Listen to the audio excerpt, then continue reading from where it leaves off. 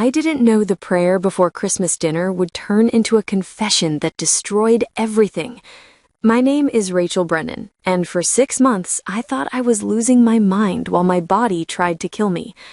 The lump appeared in April, small, hard, wrong.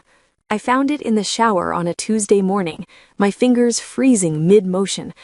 I stood there with water pouring over me, pressing the spot again and again, hoping I'd imagined it. I hadn't. The biopsy came back malignant 2 weeks later. Stage 2 breast cancer, aggressive. The oncologist used words like chemotherapy, mastectomy, radiation. I heard maybe half of them. The room tilted and kept tilting. I told my husband, Trevor, that night. We'd been married for 4 years, together for 7. He was a commercial real estate developer, successful and charming, the kind of man who commanded rooms without effort. I loved him in that stupid, complete way where you can't imagine your life taking shape without them in it. He held me when I told him, said all the right things, that we'd fight this together, that I was strong, that he'd be there every step. I believed him. The first chemo session was in May. Trevor drove me to the hospital, held my hand during the IV insertion, brought me ginger ale when the nausea hit. He took a photo of us in the infusion chair, my smile weak but genuine, his arm around my shoulders. He posted it on Facebook with a caption about standing by your partner through the hard times. 63 people liked it. His mother, Patricia, commented with 3 heart emojis. What I didn't know was that the performance ended the moment we left the building. The side effects started within days. Nausea that made eating impossible. Fatigue so profound I could barely stand. My hair fell out in clumps, clogging the shower drain, covering my pillow. I cried the first time I saw myself bald. Trevor said I was beautiful anyway, but his eyes told a different story. He started working late, coming home after I'd already gone to bed. I told myself it was stress, that watching someone you love go through cancer is traumatic, that people handle fear differently. Then his behavior changed in ways I couldn't explain. He started making comments, small ones at first, asking if I'd remembered to take my medication when I had, questioning whether I'd made dinner reservations I knew I'd made, wondering aloud if the chemo was affecting my memory. When I got confused or pushed back, he'd look at me with concern, gentle, patient concern, like I was fragile. Rachel, honey, you're going through a lot. It's normal to be a little scattered. But I wasn't scattered. I was precise, organized. I kept spreadsheets of my medications, my appointments, my symptoms. I documented everything because cancer had taught me that details mattered. Trevor's comments got worse. He started telling me I'd said things I hadn't said, that I'd forgotten conversations we'd never had, that I was being paranoid, irrational, emotional. I started doubting myself, wondering if the chemo really was affecting my cognition, if I was losing pieces of myself along with my hair and my health. Then I started noticing the phone calls. Trevor would step outside to take them, closing doors, lowering his voice. When I asked who he'd been talking to, he'd say work, always work. But I heard him once through the bedroom door, and the tone wasn't professional. I know, Mom, it's hard. She's not herself anymore. The cancer, the treatment, it's changing her. His mother, he was talking to Patricia, about me. I pressed my ear to the door, my heart hammering. She gets confused easily, forgets things. Sometimes she lashes out at me for no reason. I'm trying to be supportive, but it's like living with a stranger. My hands shook so hard I had to step back from the door. None of that was true.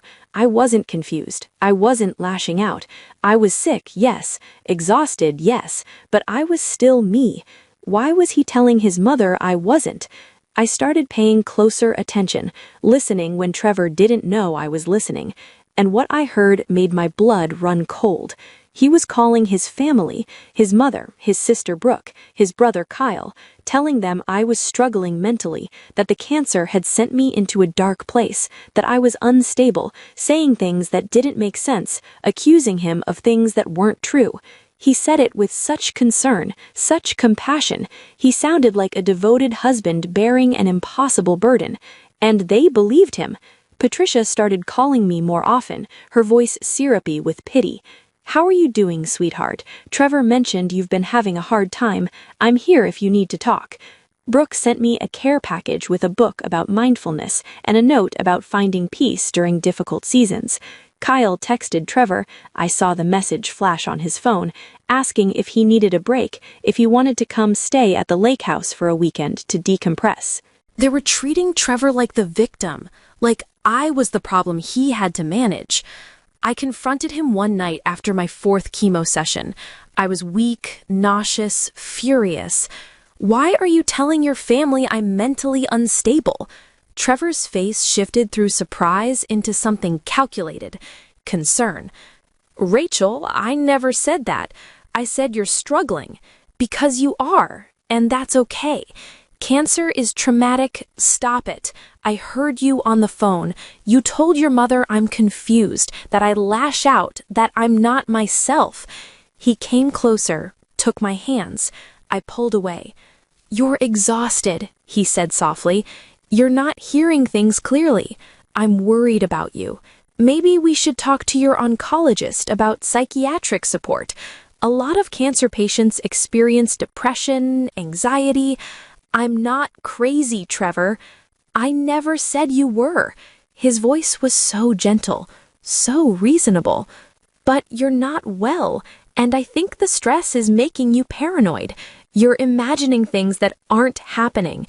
I stared at him, at this man I'd married, and I realized he was gaslighting me, systematically, deliberately, while I was at my most vulnerable. But I didn't know why. I wasn't quiet because I was weak. I was quiet because I needed proof. The next day, I ordered a voice-activated recorder. Small, discreet, the kind designed for students or journalists. It arrived in 2 days. I started carrying it everywhere, tucked in my cardigan pocket, always recording. I caught him within a week. He was in his home office, on the phone with his mother. I was supposedly napping, but I'd left the recorder on the bookshelf during an earlier conversation. "Mom, I don't know what to do. She's getting worse. Yesterday, she accused me of lying to you about her condition. She thinks I'm conspiring against her or something. It's paranoid delusion." Patricia's voice came through tinny but clear. "Oh, Trevor, I'm so sorry. This must be so hard for you." "It is. I love her, but she's not the woman I married. The cancer, the chemo, it's destroying her mind. Sometimes I wonder if she's even going to survive this mentally, even if she beats it physically." "Have you talked to her doctors?" "I've tried. She refuses to let me come to appointments anymore, says I'm controlling her medical care. It's textbook paranoia." I'd never said that. I'd invited him to every appointment. He'd stopped coming. "What about an intervention?" Patricia suggested.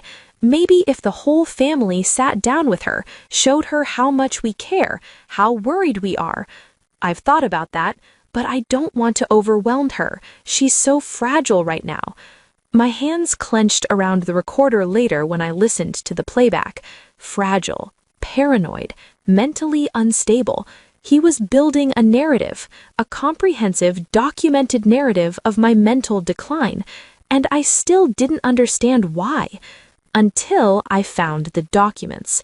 It was late August, between my 6th and 7th chemo sessions.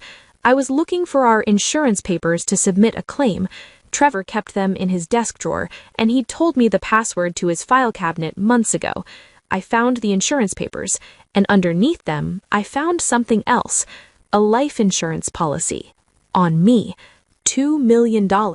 Taken out 3 years ago before my diagnosis. But that wasn't the shocking part. The shocking part was the application for guardianship paperwork underneath it, dated from 2 weeks ago.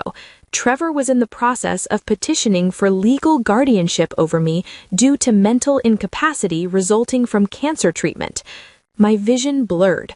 I read the document 3 times. If he got guardianship, he'd control everything. My medical decisions, my finances, my life. And if I died while he was my guardian, with a life insurance policy worth $2 million, I couldn't finish the thought. It was too dark, too awful. But the evidence was there. He was systematically destroying my credibility with his family, building a case for my incompetence, positioning himself as the devoted caregiver dealing with a mentally unstable wife. And once he had guardianship, I'd have no power to stop him from making decisions about my treatment, about my life. I photographed every page, uploaded them to a cloud drive he didn't have access to, put everything back exactly as I'd found it.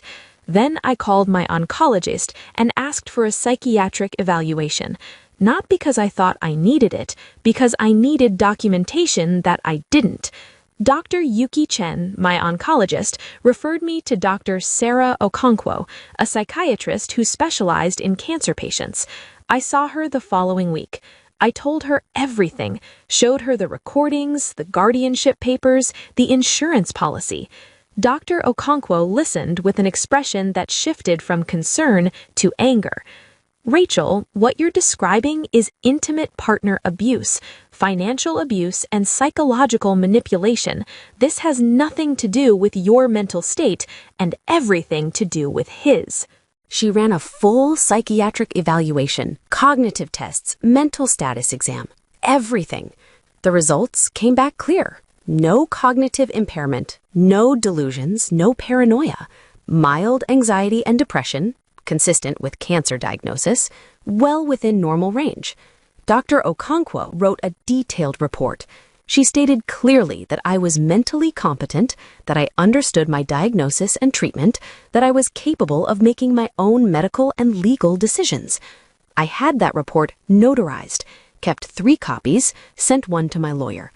Because I'd also hired a lawyer, someone Trevor didn't know about, a family law attorney named Jennifer Moss, who specialized in cases involving coercive control and financial abuse. Jennifer was blunt. If he gets guardianship, you're in serious danger. We need to stop this before it reaches a judge, and you need to get out of that house. But I couldn't leave, not yet, because leaving would confirm every lie Trevor had told, would make me look unstable, erratic, paranoid. I needed his family to see the truth, especially Patricia. Patricia Brennan was a breast cancer survivor. She'd been diagnosed 12 years ago, gone through chemo, radiation, double mastectomy. She'd beaten it. She was strong, fierce, uncompromising. She was also fiercely loyal to Trevor, her oldest son, her golden child. But she'd also told me, years ago, when Trevor and I first got engaged, that surviving cancer changed what you tolerated, that it showed you who really stood beside you and who just stood back and watched. I gambled everything on believing she'd meant it. In September, Trevor announced that his family wanted to have an intervention, for me, to talk about getting help for my mental health struggles. They're worried about you, Rachel. We all are. Mom suggested we all sit down together over Christmas dinner, just family, a safe space for you to talk about what you're going through. Christmas dinner at Patricia's house, with Trevor's entire family present. Perfect. Okay, I said quietly, if you think it would help. Trevor looked relieved. He hugged me. Thank you, honey. I know this is hard, but we just want to help you. I spent the next 3 months collecting more recordings. Every phone call where Trevor told his family I was deteriorating, every conversation where he suggested I was becoming a danger to myself, every lie, time-stamped and documented. I also kept recording my interactions with Trevor. Every time he tried to convince me I'd forgotten something, every time he implied I was confused, every gaslighting attempt preserved. Dr. Okonkwo saw me monthly. Each time she documented my continued mental competence. Each time I had her write a report. By December, I had over 40 recordings, 15 psychiatric evaluations, the guardianship paperwork, the life insurance policy, bank statements showing Trevor had been moving money from our joint account to accounts I couldn't access. I had everything. Christmas arrived cold and bitter. We drove to Patricia's house in silence, Trevor's hand occasionally reaching over to squeeze mine. Supportive husband, concerned partner. The house was full. Patricia, Trevor's father Richard, Brooke and her husband, Kyle and his girlfriend. The table was set beautifully. Ham, roasted vegetables, Patricia's famous rolls. A fire crackled in the fireplace. Christmas music played softly. It looked like a holiday card. It felt like an execution. We ate dinner first. Small talk, careful questions directed at me about how I was feeling, pitying looks. Brooke kept exchanging glances with Trevor. Kyle wouldn't quite meet my eyes. I was calm. Eerily calm. I'd been through 6 months of chemotherapy. I'd lost my hair, my strength, pieces of my body. I'd stared at my own mortality in a hospital room. I wasn't afraid of them. After dessert, Patricia suggested we move to the living room. Trevor helped me up, solicitous. We arranged ourselves on couches. Patricia sat in her armchair, the matriarch presiding. "Rachel, sweetheart," she began, "we wanted to talk to you because we care about you. Trevor has shared how difficult things have been, how the cancer and treatment have affected you. We want you to know you're not alone." I nodded, waited. Brooke spoke next. "We think you might benefit from professional help, therapy, maybe medication for the anxiety and confusion.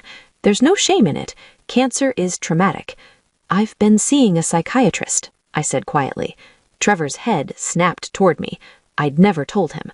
"That's wonderful," Patricia said, smiling. "What does she say?" I reached into my purse, pulled out my phone. "She says I'm completely mentally competent, no cognitive impairment, no delusions, no paranoia." I set the phone on the coffee table. "She's been evaluating me since August. I have 15 reports documenting my mental clarity." The room went silent. "Rachel," Trevor said carefully, Why would you need 15 psychiatric evaluations if you're fine? Because you're trying to have me declared mentally incompetent. I pulled out the guardianship papers, handed them to Patricia. He filed for guardianship in August, claiming I'm unable to make my own decisions due to mental incapacity from cancer treatment. Patricia's hands shook as she read. Richard leaned over, reading over her shoulder. "Trevor?" Patricia's voice was sharp. "What is this?" "Mom, it's not—" Rachel's confused. "I looked into guardianship options because I was worried, but I never filed. There's a case number on this document," Richard said flatly. "It's been filed." Trevor's face flushed. "Dad, you don't understand. She's not well. The things she's been saying—" "What things?" I asked. "Tell them what I've been saying." "You've been paranoid, accusing me of lying to my family about you, claiming I'm trying to control you. I am accusing you of that." I picked up my phone, opened the recording app. "Because you are. Would you like to hear?" I pressed play on the first recording. Trevor's voice filled the room. "Mom, I don't know what to do. She's getting worse. Yesterday, she accused me of lying to you about her condition. She thinks I'm conspiring against her or something. It's paranoid delusion." Patricia's face went white. I played another one, Trevor telling Brooke that I'd been lashing out violently, something that had never happened. Another where he told Kyle I'd stopped eating and was wasting away, when I'd been maintaining my weight as well as possible through chemo.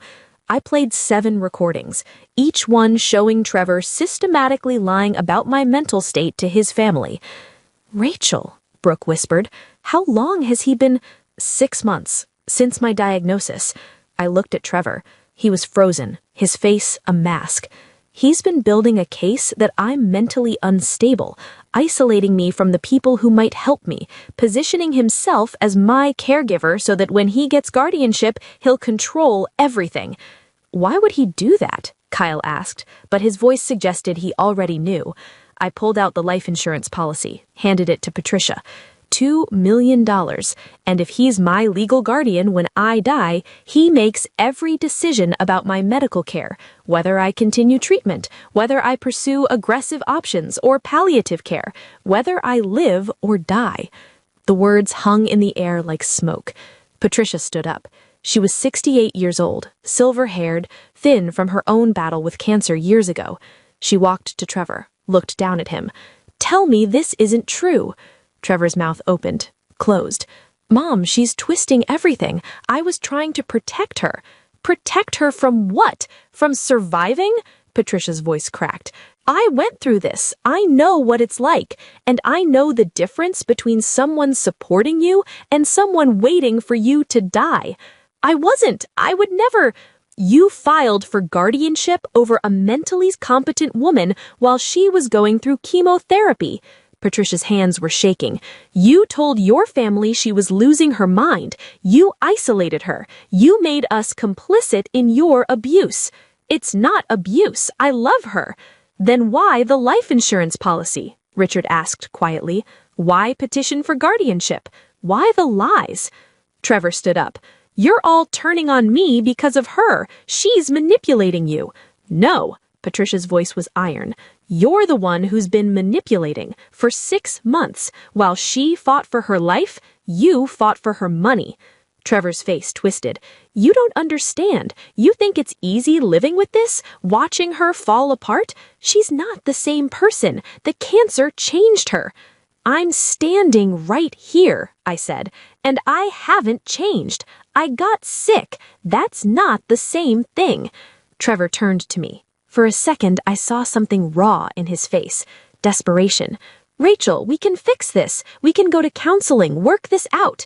You tried to have me declared incompetent so you could control whether I live or die. My voice was steady, flat. There's nothing to work out. Patricia moved to the front door, opened it. December air rushed in, cold and sharp. Get out of my house. Trevor stared at her. Mom, get out. You are not welcome here. Not for Christmas, not ever again until you make this right. You're choosing her over me? Your own son? I'm choosing the woman who's fighting for her life over the man who was betting on her death. Patricia's eyes filled with tears. I raised you better than this. I survived cancer. I thought you understood what that meant. I thought you saw what I went through and learned something about courage and loyalty. She pointed to the door. Leave, now. Trevor looked around the room. At his father, stone-faced. At Brooke, crying quietly. At Kyle, looking away. At me. I met his eyes.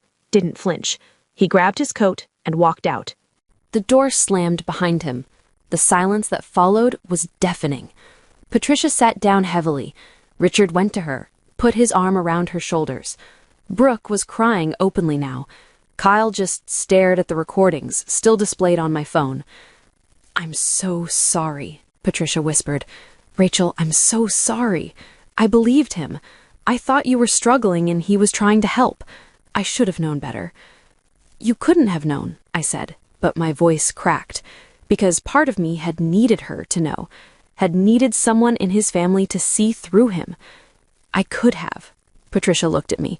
I went through this. I know how vulnerable you are during treatment, how much you need people to believe you, and I failed you. You believe me now, I said. That's what matters. Richard spoke up. What do you need from us? Legal support? Financial support? Somewhere to stay? I have a lawyer. And I'm filing for divorce tomorrow.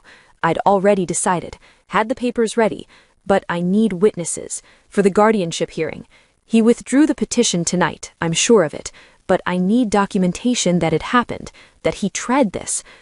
We'll testify, Patricia said immediately. All of us, whatever you need. I nodded, felt something crack open in my chest. Relief. Validation. The end of 6 months of being told I was crazy when I was just being abused. Brooke came over, sat next to me. I'm so sorry I sent you that mindfulness book. I thought, God, I feel so stupid. He's very convincing, I said. That's what makes it work. We sat there for a long time. Patricia made tea. We didn't finish Christmas dinner. No one had an appetite, but we talked. I showed them everything.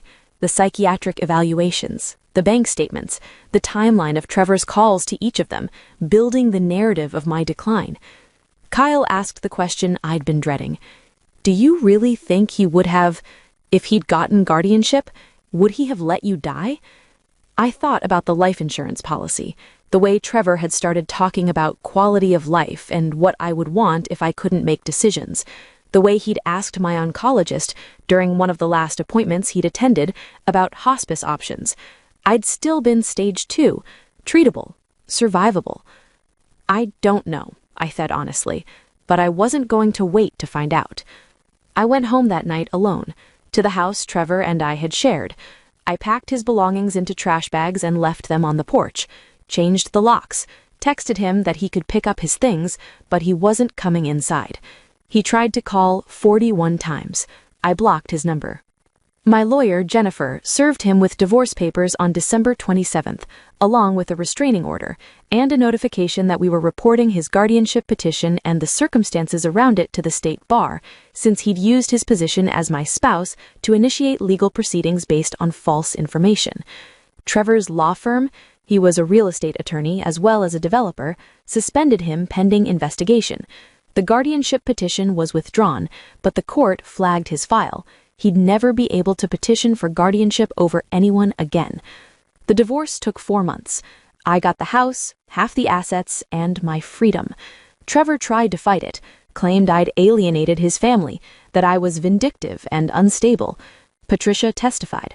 Richard testified. Brooke and Kyle testified. Dr. Okonkwo testified. Dr. Chen, my oncologist, testified. The judge awarded me everything I asked for and told Trevor he was fortunate criminal charges weren't being filed. I finished chemotherapy in March. Clear margins, no metastases, stage 2 breast cancer caught and treated. I'm in remission. Patricia and I have lunch every Tuesday. She's become the mother I lost when mine died 3 years before my diagnosis. She tells me stories about her own treatment, her own survival. We have joined a support group together for cancer survivors. She apologized again last week, said she still can't believe her own son did this. I told her what I've come to believe, that people reveal themselves in crisis, that Trevor probably didn't start our marriage planning to exploit my illness, but when cancer happened, when I became vulnerable, he saw an opportunity, and he took it. Some people rise to meet suffering, others see it as leverage. Brooke asks me sometimes if I regret how public I made it, if I wish I'd handled it quietly, without the family intervention, without the recordings played in front of everyone. I tell her the truth. Trevor was counting on me staying quiet, on my shame, my exhaustion, my fear of looking paranoid keeping me isolated. He was counting on his family believing me over him because he'd spent months preparing them to. The only way to break that narrative was to shatter it completely, in front of everyone, with evidence no one could deny. I didn't ruin Christmas dinner. I just refused to let it be a performance of my incompetence. And I did it in Patricia's house, in front of Trevor's family, because they were the only people who could hold him accountable in a way that mattered. Professional consequences are one thing, but being thrown out of your mother's house on Christmas, being disowned by the family you manipulated, that's something else. Trevor wanted me isolated. I gave him isolation instead. Last month I started a blog, not about revenge, about survival, about recognizing intimate partner abuse during serious illness, about protecting yourself when you're at your most vulnerable, about documentation and self-advocacy. Other women have reached out, other cancer patients whose partners use their illness as cover for control, who were told they were paranoid when they were being exploited. I tell them all the same thing. Document everything. Trust your instincts, find someone who believes you, and know that surviving cancer doesn't just mean beating the disease. Sometimes it means beating the people who saw your illness as their opportunity. Trevor is remarried now, to someone younger, healthier. I hope she never gets sick. I hope she never needs him the way I needed him. Because I learned that marriage vows mean nothing when they're spoken by someone who sees in sickness and in health as a multiple choice question. I didn't destroy Trevor's relationship with his family. I just stopped pretending his lies were my confusion. And when his mother, a woman who'd survived the same disease I was fighting, heard the truth, she made a choice. She chose the person fighting for her life over the person betting on her death. And that choice, made in her living room on Christmas night, gave me something more valuable than any inheritance or insurance payout. It gave me back my reality, my sanity, my right to be believed. Trevor wanted guardianship over my life. I gave him accountability for his instead.